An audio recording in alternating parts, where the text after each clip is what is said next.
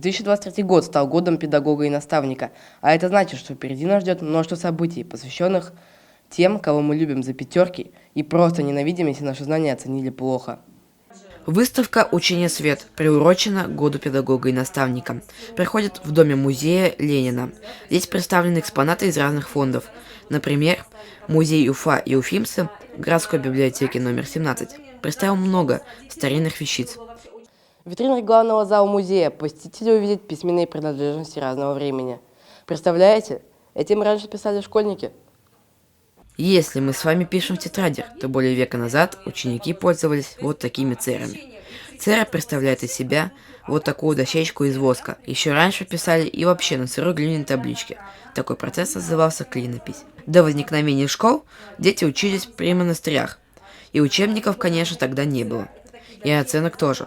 Но этому завидовать не стоит, ведь дети обучались по священным книгам.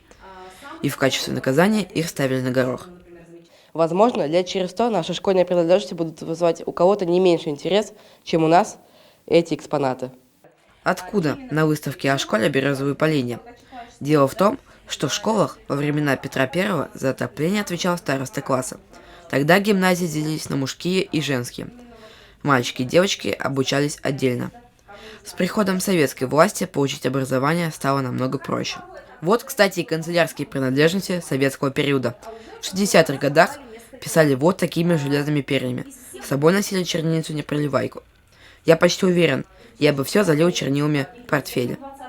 А еще тогда очень строго относились к почерку. Было даже такое понятие – чистописание. Как хорошо, что мы живем в 2023 году. Ведь выводить буквы в тетрадях явно не мой конек. Новая экспозиция расскажет нам о том, когда появились первые учителя и кто ими были. Какой была школа в Древней Руси. В общем, весьма любопытно.